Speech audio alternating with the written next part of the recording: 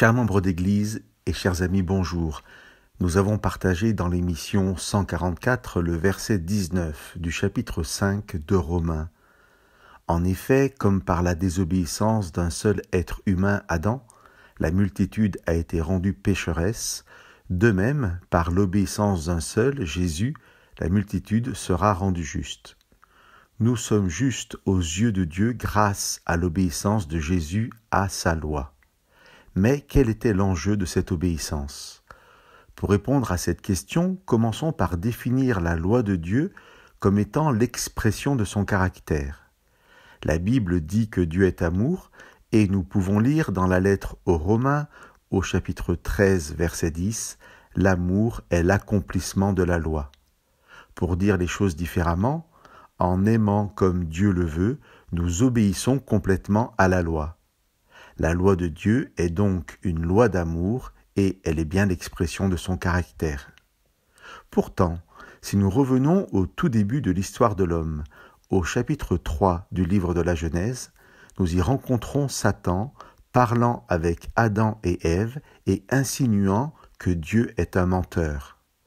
À Ève, qui lui rappelle la loi d'amour de Dieu et la mort comme conséquence de sa désobéissance, Satan répond « Pas du tout, vous ne mourrez pas ». Adam et Ève vont donc choisir d'écouter Satan, de remettre en cause leur confiance en Dieu, dans sa parole, dans son amour, dans sa loi. Là est le péché.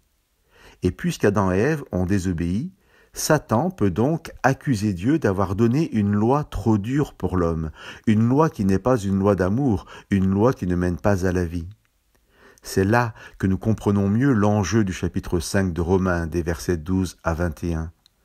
Bien que l'expression ne s'y trouve pas, c'est à partir de cette lecture que Jésus sera présenté comme le second Adam ou le nouvel Adam. Jésus-Christ, en venant vivre comme un simple homme, comme Adam donc, va prouver, en vivant sans péché, en obéissant à la loi, que la loi de Dieu n'était pas trop exigeante.